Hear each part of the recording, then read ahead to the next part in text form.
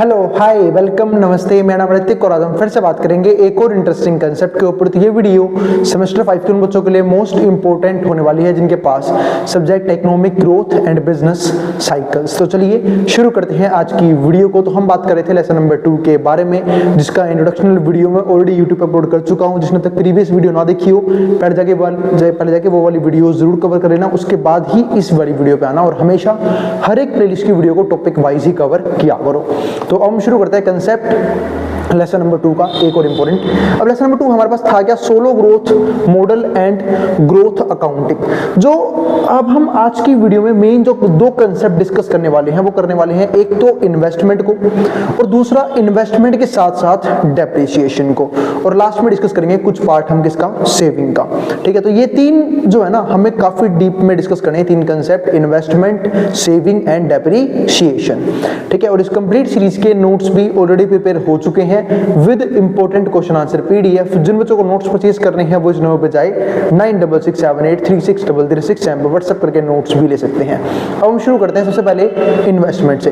हम सब जानते हैं हर एक कंट्री, हर एक इकोनॉमी, हर एक प्रोड्यूसर अपने आप को ग्रोथ दिलाना चाहता है, और ग्रोथ के लिए हम सबने एक चीज डिस्कस की थी कि हमें क्या चीज चाहिए, पैसा, यानी कि कैपिटल, जिसको हम बिजनेस के टर्म में कैपिटल बोलते हैं। तो अगर कैपिटल का रेट इंक्रीज किया जाएगा तब जो है ना हम ज्यादा लेबर को यूज कर पाएंगे, ज्यादा मशीनरी, एडवांस टेक्नोलॉजी, इन सब चीजों को यूज करते हुए प्रोडक्शन को इंक्रीज कर सकते हैं। लेकिन मान लेते हैं अगर कैपिटल हम इंक्रीज नहीं कर पा रहे तो हम बिजनेस को ग्रो नहीं कर सकते एग्जिस्टिंग रिसोर्सेज के अंदर।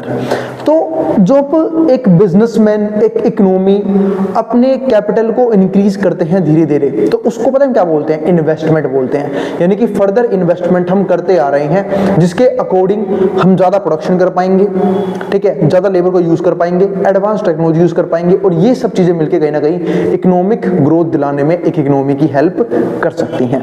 तो अब समझना ये पड़ेगा कि इन्वेस्टमेंट को कौन सी चीज हार्म करती है।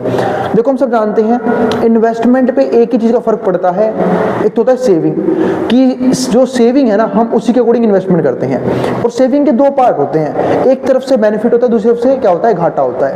एक पर्सन जब सेविंग ज्यादा करता है तो हम सब जानते हैं वो इन्वेस्टमेंट भी ज्यादा कर पाएगा, क्योंकि सेविंग ही अल्टीमेटली इन्वेस्टमेंट में कन्वर्ट की जाती है। यानी कि सेविंग ज्यादा तो इन्वेस्टमेंट ज्यादा, सेविंग कम तो इन्वेस्टमेंट कम। लेकिन सेविंग का एक नेगेटिव रोल भी पड़ता है फिर हमारे लाइफ पे। वो कैसे, कि जब हम सेविंग ज्यादा करते हैं इसका मतलब क्या है कि हम कंजप्शन कम कर पा रहे हैं, यानी कि हम कम गुड्स और सर्विसेज को एंजॉय कर पा रहे हैं, कम फैसिलिटी को एंजॉय कर पा रहे हैं। तो ये कहीं ना कहीं सेविंग का नुकसान भी होता है। लेकिन इन्वेस्टमेंट को एक चीज और है जो इंपैक्ट डालती है, वो होती है डेप्रिसिएशन। जो बच्चे कॉमर्स बैकग्राउंड के हैं उन्होंने वर्ड पहले भी सुन रखा होगा कि डेप्रिसिएशन का मतलब क्या होता है। जिन्होंने नहीं सुन रखा उनको मैं समझा देता हूं। देखो डेप्रिसिएशन एक सिंपल सा टर्म है, जब हम किसी भी फिक्स्ड एसेट को यूज करते हैं एक लंबे टाइम पीरियड के लिए तो टाइम के साथ साथ उसकी वैल्यू गिरती चली जाती है। क्यों? क्योंकि हम उसको यूज कर रहे हैं तो वो ऑब्सोलेट होता चला जाता है, जिसको हम क्या बोलते हैं, डेप्रिसिएशन बोल के चलते हैं। जैसे सपोज करो जब हम कोई नई गाड़ी निकालते हैं या फिर कोई नई बाइक निकालते हैं, क्या जब हम उसे इनिशियल लेवल पे चलाते हैं और जब उसे 5 साल बाद यूज करते हैं, क्या वो सेम लेवल पे यूज कर सकते हैं उसे? आप बोलोगे बिल्कुल नहीं, क्योंकि उसकी वैल्यू क्या होती रहती है, कम होती रहती है। यानी कि जैसे जैसे उसे यूज करते हैं कई बार गिर जाती है, बहुत सारी टूट फूट की वजह से उसमें बहुत सारी दिक्कतें आती रहती हैं टाइम के साथ। ऐसे ही बिजनेस के अंदर जब हम फिक्स्ड एसेट यूज करते हैं, फॉर एग्जाम्पल कोई मशीनरी यूज कर रहे हैं, कोई फर्नीचर यूज कर रहे हैं, कोई बिल्डिंग यूज कर रहे हैं, तो वो एसेट भी डेप्रिशिएट होता है टाइम के साथ साथ, क्योंकि हम उसे यूज कर रहे हैं तो उसकी वैल्यू क्या हो रही है, गिरती चली जा रही है। ठीक है, इसलिए उसके मेंटेनेंस पे हम खर्चा भी करते हैं। जैसे फॉर एग्जांपल जब कोई पर्सन गाड़ी लेता है या फिर कोई भी पर्सन बाइक लेता है तो उसकी सर्विस करवानी पड़ती है टाइम के साथ साथ, ताकि वो हमेशा स्मूथली चलती रहे। तो वो सब क्यों होता है, क्योंकि उसमें दिक्कतें आ रही है टाइम के साथ साथ, तो मेंटेनेंस एक कॉस्ट भी आती है। अब एक चीज समझना, हम इन्वेस्टमेंट क्यों कर रहे हैं, ताकि हम अपने स्टॉक ऑफ कैपिटल को बढ़ा सकें, ताकि इकोनॉमिक ग्रोथ हम अचीव कर पाएं। लेकिन डेप्रिसिएशन उस इन्वेस्टमेंट को कम करता रहता है। अब यहाँ पे तीन कंसेप्ट आते हैं, वो क्या तीन चीज होती है, या तो इन्वेस्टमेंट डेप्रिसिएशन से ज्यादा है तो हम सही बोलेंगे कि जो हमारा कैपिटल है ना राइज कर रहा है, यानी कि हमारा स्टॉक ऑफ कैपिटल सही में बढ़ रहा है, क्योंकि हम जो इन्वेस्टमेंट कर रहे हैं उसकी वैल्यू डेप्रिसिएशन से क्या है, बहुत ज्यादा है। या फिर हो सकता है कि भाई इन्वेस्टमेंट की वैल्यू डेप्रिसिएशन से कम है, यानी कि वैल्यू गिर ज्यादा रही है, हम बढ़ा बहुत कम रहे हैं। इस बात का मतलब ये है कि अल्टीमेटली स्टॉक ऑफ कैपिटल कम हो रहा है। और अगर हम डेप्रिसिएशन और इन्वेस्टमेंट को बराबर मान के चलते हैं, इस बात का मतलब ये होता है कि जितनी वैल्यू गिर रही है हम उतना ही पैसा इन्वेस्ट कर रहे हैं। इस बात का मतलब है कि स्टॉक ऑफ कैपिटल ना तो बढ़ रहा है ना ही कम हो रही है। ठीक है, तो ये तीन हमारे पास क्या है, डिफरेंट सिनेरियोज आए इन्वेस्टमेंट और डेप्रिसिएशन के कंसेप्ट में। तो उम्मीद है आप लोगों को यहाँ तक क्लियर हो गया होगा। बहुत सी फर्म्स, बहुत सी इकोनॉमी, ठीक है, जो है ना कंपनीज हैं, वो डेप्रिसिएशन रिजर्व भी बना के चलती हैं, क्योंकि हम सबको पता है कि डेप्रिसिएशन रिजर्व इसलिए बनाया जाता है जब वो चीज़ जो है वो पूरी तरीके से कबाड़ हो जाएगी, वो फिक्स्ड एसेट पूरी तरीके से खत्म हो जाएगा और अब उसे हम मेंटेन करके भी चला नहीं पाएंगे, क्योंकि हम सब जानते हैं हर एक मशीनरी की, हर एक बिल्डिंग की, हर एक व्हीकल की अपना क्या होता है, लाइफ साइकिल होता है, लाइफ टाइम पीरियड होता है। अगर वो फिनिश हो गया उसके बाद उसे चलाया नहीं जा सकता, और ऐसे केसेस में हम फिर क्या करते हैं, वहां पे ऐसे केसेस में हम उस पे और ज़्यादा पैसा खर्च नहीं करते हैं, हम उसे रिप्लेस करने की कोशिश करते हैं। जब रिप्लेस करते हैं तो हमें ना कुछ अमाउंट चाहिए होता है, उसको हम डेप्रिसिएशन रिजर्व में पहले से रख के बैठे होते हैं। जैसे सपोज करते हैं, मान लेते हैं कि ना कोई चीज़ है, सपोज करो 1,30,000 रुपए की, कोई व्हीकल ही मान लो 1,30,000 रुपये कोई व्हीकल है, ठीक है, 1,30,000 का मान लिया मैंने। मान लेते हैं कि भाई जब मैं उसे बेचूंगा फाइनली, उसका टाइम पीरियड कंप्लीट होने के बाद, मान लिया 10 साल बाद जो है ना वो चीज़ खत्म हो जाएगी, और 10 साल बाद मुझे उससे क्या मिलेगा, सिर्फ 30,000 रुपये मिलेंगे उसे बेचने पे, यानी स्क्रैप वैल्यू उसको हम बोलते हैं। 30,000 मैंने माइनस कर लिए, तो 1,30,000 में से 30,000 गए, कितना बच गया, 1,00,000 रुपये। अब जो ये 1,00,000 रुपये ये मेरे पास एकदम से उस टाइम पे कैसे आएगा, तो इसलिए हम एक काम कर लेते हैं, डेप्रिसिएशन रिजर्व बना लेते हैं। यानी कि अभी इस 1,00,000 को मेरे को 10 साल में ये डेप्रिशिएट होता रहेगा, यानी कि हर साल कितना डेप्रिशिएट हुआ, 10,000 रुपये। तो मैं अपने एक अकाउंट में 10,000 रुपये हमेशा ऐड ऑन करके चलता चला जाऊंगा, ताकि जब वो चीज़ डेप्रिशिएट हो जाए तो मेरे पास 10 साल बाद फिर से 1,00,000 रुपये पड़ा होगा, 30,000 रुपये ये वाला होगा, और 10,000 रुपये अगर मैं इन्वेस्ट कर देता हूँ कहीं पे तो इन्वेस्टमेंट रिटर्न्स भी आएंगी, तो मेरे को ना एकदम से बर्डन नहीं पड़ेगा जिस टाइम पे मुझे उस चीज़ को रिप्लेस करना होगा। ऐसे ही फर्म भी करती है, फर्म और कंपनीज या फिर इकोनॉमी जो है ना अपना एक रिजर्व मेंटेन करती है जब उसे कोई भी फिक्स्ड एसेट रिप्लेस करना होता है, तो ठीक है, ताकि जब भी रिप्लेसिंग कॉस्ट आएगी उसमें उनके ऊपर ज़्यादा बर्डन ना आए। उनके पास रिजर्व मेंटेन था, उन्होंने वहां से पैसा उठाया और उस चीज़ को रिप्लेस कर लिया, नई मशीनरी या फिर एडवांस टेक्नोलॉजी ले आए। तो ये बेनिफिट मिलता है डेप्रिसिएशन को स्टार्टिंग में ही लेके चलने का। ठीक है, अब पढ़ते हैं थ्योरी इसकी। The economy is output is determined by the capital stock। हम सब जानते हैं इकोनॉमी को हम बात करते हैं इकोनॉमी के अंदर आउटपुट से, क्योंकि हम इकोनॉमिक ग्रोथ को आउटपुट के लेवल से ही नापते हैं। जिस इकोनॉमी के पास ज़्यादा गुड्स हैं, ज़्यादा सर्विसेज हैं, ज़्यादा टेक्नोलॉजी है, ज़्यादा कैपिटल है, हम उसको क्या बोलते हैं कि वो वेल डेवलप्ड इकोनॉमी है। जिनके पास ये सारी चीज़ें कम होती हैं उनको हम क्या बोलते हैं कि वो इतना डेवलप नहीं कर पाए हैं या फिर अभी ग्रोइंग स्टेज में ही है। तो the economy is output is determined by the capital stock. वो कैपिटल स्टॉक से डिटरमाइन करते हैं हम as given by y equals to zk। So growth in output और इकोनॉमिक ग्रोथ, तो जो हम बात करते हैं ग्रोथ इन आउटपुट की और इकोनॉमिक ग्रोथ की, इज इन्फ्लुएंस्ड बाय चेंज और ग्रोथ इन कैपिटल स्टॉक की। यानी कि जब हम बात करते हैं कि हमें आउटपुट ग्रो करना है, ठीक है, या फिर इकोनॉमी को ग्रो करवाना है, तो हमें आउटपुट का लेवल तो बढ़ाना पड़ेगा, और उसके लिए हम कैपिटल में चेंज करते हैं, यानी कि के में चेंज करते हैं। तो change in capital stock is possible by making investment. और हम कैपिटल को चेंज कर सकते हैं फर्दर इन्वेस्टमेंट को बढ़ा के, यानी कि जितना ज्यादा हम इन्वेस्टमेंट करेंगे तो नई कैपिटल ज्यादा इंट्रोड्यूस होगी, आउटपुट ज्यादा जनरेट होगा, इकोनॉमिकली हम ग्रोथ कर पाएंगे। तो इसको क्या बोलते हैं, I इक्वल्स टू SY, यानी कि पहले सेविंग करो, उस सेविंग को वापस इन्वेस्टमेंट में कन्वर्ट कर दो। तो इसको ऐसे ही बोलते हैं Y equals to C plus I। C plus I क्यों, क्योंकि इनकम के मेनली दो ही पार्ट होते हैं, कंजप्शन और इन्वेस्टमेंट। वैसे तो कंजप्शन और सेविंग होते हैं, पर हम सेविंग को ही इन्वेस्टमेंट के इक्वल मानते हैं, यानी कि यहाँ पे हम मानते हैं S इक्वल्स टू I, क्योंकि हर एक पर्सन हम मान के चल रहे हैं कि जो सेविंग कर रहा है वो समझदार है और वो अपने पैसे को मल्टीप्लाई करने के लिए इन्वेस्ट जरूर करने वाले हैं। तो सेविंग इक्वल्स टू इन्वेस्टमेंट। यहाँ से जीके का फॉर्मूला क्या आता है, 1 minus S GK S GK, ये हो गया हमारा फॉर्मूला। ये हमारे पास ग्राफ रहा प्रोडक्शन कंजप्शन का, कि पहले हमारे पास जो कैपिटल है, ठीक है, वो कम थी, फिर हमने फर्दर इन्वेस्टमेंट करी तो एक शिफ्ट आएगा, ठीक है, किस चीज में, आउटपुट लेवल में। तो वो ये हमारा पास क्या है, ग्राफ शो कर रहा है, प्रोडक्शन कंजप्शन एंड इन्वेस्टमेंट का ग्राफ, जहां पे ये हमारे पास एक तरह से प्रोडक्शन फंक्शन है जिसको हमने प्रीवियस वीडियो के बिल्कुल आखिर में डिस्कस किया था, और ये हमारे पास क्या है, फर्दर इन्वेस्टमेंट जो हम धीरे धीरे करके कर रहे हैं, ताकि हम या तो डेप्रिसिएशन के लेवल को बीट कर पाए जो मैंने आपको यहाँ पे समझाया था, या फिर हम फर्दर इन्वेस्टमेंट करके अपने स्टॉक ऑफ कैपिटल को बढ़ा पाए, ताकि आउटपुट का लेवल बढ़ाया जा सके, साथ साथ इकोनॉमिक ग्रोथ पॉसिबल हो पाए।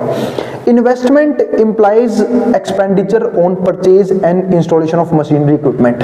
तो इन्वेस्टमेंट का मतलब क्या होता है कि या तो हम खर्चा कर रहे हैं परचेज के ऊपर, पर ध्यान रखना परचेज तो हम कंजप्शन के लिए भी करते हैं गुड्स को, लेकिन जब हम इन्वेस्टमेंट यानी कि फर्दर प्रोडक्शन के लिए कुछ गुड्स को, कुछ मशीनरीज को इंस्टॉल करते हैं, ऐसी चीजों को ही हम इन्वेस्टमेंट बोलते हैं, है ना। यूनी की चिप्स कुरकुरे लिया है, उसे आप इन्वेस्टमेंट बोल दोगे? बिल्कुल नहीं, वो इन्वेस्टमेंट नहीं है।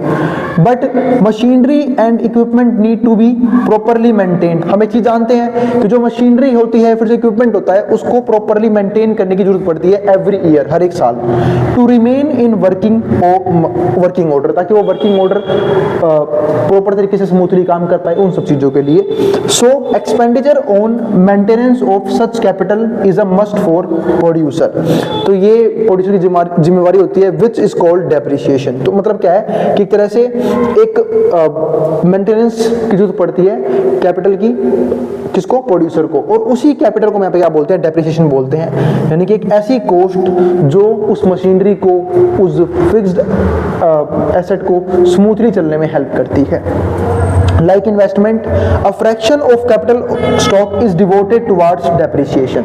और जो कैपिटल स्टॉक है उसको हम डेप्रिसिएशन की तरफ क्या कर देते हैं? मोड़ देते हैं। यानी कि हमारे कैपिटल का, हमारे टोटल फाइनेंस का, टोटल कैश फ्लो का कुछ हिस्सा डेप्रिसिएशन में चला जाता है, जिसके जरिए हम जो है उन एसेट्स को वर्किंग कंडीशन में रख पाते हैं। लेट अ फ्रैक्शन अल्फा, उस फ्रैक्शन को मान लेते हैं alpha, of the capital stock K is डिपोटेड फॉर डेप्रिसिएशन। हम उसको डेप्रिसिएशन दे दिया। So total depreciation of capital is given as alpha K. तो हम इसको क्या मान लिया? अल्फा के मान लिया टोटल डेप्रिसिएशन को। डेल्टा के क्या हो गया? एस जी के माइनस के। आई हमारा इन्वेस्टमेंट, अल्फा हमारा क्या है? Depreciation rate. अल्फा हमारा यहाँ पे होगा डेप्रिसिएशन रेट, ठीक है। तो ये सब चीजें आप यहाँ पे ध्यान रखना। ग्राफ मैंने आपको बना के दिखाई दिया। एक चीज और, डेप्रिसिएशन का कर्व भी देख लो। ये हमारे पास क्या होगा? डेप्रिसिएशन का ग्राफ, जिसको हम क्या बोलते हैं? अल्फा के। यानी कि कैपिटल का वो पार्ट जो हम सिर्फ उन फिक्स्ड एसेट को, उन मशीनरीज को, उन बिल्डिंग्स को मेंटेन करने में लगा रहे हैं, तो इसको बोलते हैं डेप्रिसिएशन। तो determining the steady state level of capital. अब समझते हैं कि एक कैपिटल जो है ना, वो स्टडी रेट पे कैसे कंटिन्यू करता है। और उसके लिए एक चीज पॉसिबल है कि कम से कम हम इतनी इन्वेस्टमेंट तो करते रहें, इतना पैसा तो बचा पाएं जिसको हम इन्वेस्ट कर सकें, ताकि वो डेप्रिसिएशन वैल्यू कवर कर पाए। वरना होगा क्या? बार बार जो हमारे पास कैपिटल का स्टॉक है वो डेप्रिसिएशन कॉस्ट की तरह ही निकलता चला जाएगा, और धीरे धीरे हमारे पास कैपिटल क्या हो जाएगी? खत्म हो जाएगी। वही चीज यहाँ पे समझाई गई है जो मैंने आपको ऊपर समझाई थी कि मिनिमम एक बिजनेस के लिए ये कैश फ्लो तो हमेशा बिजनेस को इंट्रोड्यूस करना पड़ता है कि वो डेप्रिसिएशन का खर्चा खुद से उठाएंगे, बिजनेस की कैपिटल यूज नहीं करेंगे। तो investment and depreciation work in opposite direction. तो इन्वेस्टमेंट और डेप्रिसिएशन अपोजिट डायरेक्शन में वर्क करते हैं। क्यों? क्योंकि जहां पे इन्वेस्टमेंट पैसे को बढ़ाता है, वहीं पे डेप्रिसिएशन पैसे को खत्म कर देता है, निकाल लेता है। While investment increases capital stock, investment capital stock को इंक्रीज करता है, डेप्रिसिएशन रिड्यूसेस, लेकिन डेप्रिसिएशन उसे कम कर देता है। If investment is above depreciation, अगर इन्वेस्टमेंट डेप्रिसिएशन से ज्यादा है, capital stock will continue to rise. तो कैपिटल स्टॉक हमेशा बढ़ता रहेगा, जो मैंने आपको ऊपर समझाया था। व्हेन डेप्रिसिएशन एक्सीड्स इन्वेस्टमेंट, लेकिन मान लेते हैं कि डेप्रिसिएशन जो है वो इन्वेस्टमेंट से क्या है? कम है, तो कैपिटल स्टॉक विल फॉल। तो कैपिटल स्टॉक फॉल करेगा क्योंकि हमें डेप्रिसिएशन का पैसा उस कैपिटल स्टॉक में से ही देना पड़ेगा। But when investment and depreciation are equal capital stock, मतलब अगर डेप्रिसिएशन और इन्वेस्टमेंट दोनों इक्वल हैं, तो capital stock will neither fall, ना तो फॉल करेगा ना ही वो राइज करेगा, इंप्लाइंग अ स्टेडी रेट। इसी को बोलते हैं स्टेडी रेट, कि कैपिटल जो है वो फिक्स्ड अमाउंट में रखा हुआ है, उसको बिल्कुल छेड़ा नहीं जा रहा। डेप्रिसिएशन का पैसा इन्वेस्टर इन्वेस्टमेंट के जरिए इकट्ठा कर रहा है। तो ये चीज है, ये रहा उसका कर्व। अच्छा, ये हमारे पास कर्व रहा, ठीक है, कि भाई ये हमारे पास डेप्रिसिएशन का कर्व, ये हमारे पास कैपिटल का curve. Steady state level of capital की फिक्स रेट ऑफ कैपिटल है, वो हमेशा हमारे पास रहेगा। लेकिन अब एक चीज समझते हैं, effect of saving. Effect of saving में क्या होता है कि देखो, जब हम सेविंग को बढ़ाते हैं, दो चीज कर सकते हैं सेविंग में, इफेक्ट दो तरीके से आएंगे, या तो हम सेविंग को बढ़ाएंगे, सेविंग को कम करेंगे। अगर हमने सेविंग को बढ़ाया तो होगा क्या? इन्वेस्टमेंट बढ़ेगी, क्योंकि हम उस सेविंग किए हुए पैसे को मल्टीप्लाई करना चाहते हैं, इन्वेस्टमेंट करेंगे, यानी कि नई प्लांट्स खरीदेंगे, नई मशीनरीज लेके आएंगे, ठीक है, नए इक्विपमेंट्स लेके आएंगे, नई लैंड लेंगे, नई बिल्डिंग लेंगे, यानी कि हजारों एसेट्स हैं, उनको खरीद के हम इन्वेस्टमेंट को यूज करेंगे। लेकिन बात क्या है कि उस इन्वेस्टमेंट के जरिए हम प्रोडक्शन लेवल को भी बढ़ा सकते हैं और इकोनॉमिक ग्रोथ को भी अचीव कर सकते हैं। लेकिन एक चीज और है, वही इन्वेस्टमेंट जो है ना जब बढ़ती है तो साथ साथ डेप्रिसिएशन कॉस्ट भी बढ़ती है। अरे जब हम पुरानी प्लांट, पुरानी बिल्डिंग यूज कर रहे थे उस पर डेप्रिसिएशन कॉस्ट लग रही थी। जब मेरे पास नया पैसा आया, मैं नया पैसा सेव किया, नई इन्वेस्टमेंट की, नई लैंड ली, नई बिल्डिंग ली, क्या उस पर मेरी डेप्रिसिएशन कॉस्ट नहीं आई? क्या उस पर भी आएगी? यानी कि मैं कहना चाहता हूं कि जब भी हम इन्वेस्टमेंट को इंक्रीज करते हैं तो डेप्रिसिएशन का रेट साथ साथ इंक्रीज करता है। वो चीज इंपॉर्टेंट है। तो इसी को बोलते हैं इफेक्ट ऑफ सेविंग। कि डेप्रिसिएशन हमारे पास ये रहा, ये हमारे पास पुराना कैपिटल स्टॉक, ये हमारे पास नया कैपिटल बना सकते हो, तो इसको बोलते हैं effect of increase in saving. लेकिन अगर हम इसका उल्टा करें, उल्टा क्या करें, मतलब ये तो तरीका हो गया, ये होगी एक पॉजिटिव चीज। किस चीज के लिए? इकोनॉमी के लिए, कि हम सेविंग ज्यादा कर रहे हैं, इन्वेस्टमेंट ज्यादा कर रहे हैं, जिसकी वजह से क्या होगा, आउटपुट ज्यादा जनरेट होगा और हम इकोनॉमिकली ज्यादा ग्रोथ कर पाएंगे। लेकिन एक चीज और मैंने आपको स्टार्टिंग में बताया था वीडियो के कि एक नेगेटिव पॉइंट होता है सेविंग को बढ़ाने का, क्योंकि सेविंग बढ़ रहा है इसका मतलब क्या है कि हम कंजप्शन कम कर रहे हैं, जिससे हमारा लिविंग स्टैंडर्ड जो है ना वो कम होता चला जाता है। अब एक और पॉइंट, अगर इफेक्ट ऑफ सेविंग उल्टा काम कर रहे हैं, मतलब क्या कि हम सेविंग कम कर रहे हैं, कंजप्शन ज्यादा कर रहे हैं, तो जब सेविंग कम होगी तो इन्वेस्टमेंट भी कम होगी, यानी कि हम आउटपुट के लेवल को नहीं बढ़ा पाएंगे, क्योंकि हम नई लैंड, नई बिल्डिंग नहीं खरीद पाएंगे। तो ये एक होता है नेगेटिव इफेक्ट ऑफ सेविंग। तो उम्मीद है आपको हर एक टॉपिक यहाँ पे समझ में आ रहा है। फिर भी कोई भी क्वेरी, कोई भी डाउट रह गया हो, कमेंट बॉक्स में कमेंट कर देना, मैं उन क्वेरीज को सोल्व करने की पूरी कोशिश करूंगा। और भाई अगर वीडियो पसंद आए तो वीडियो को लाइक कर देना और चैनल को सब्सक्राइब भी कर देना ऐसी वीडियोस के लिए। उन बच्चों में शेयर भी कर देना जिन बच्चों का एग्जाम होने वाला हो सेम सब्जेक्ट का। वो मिलेंगे अगली वीडियो में जहां पे हम बात करेंगे इसके नेक्स्ट कंसेप्ट के बारे में।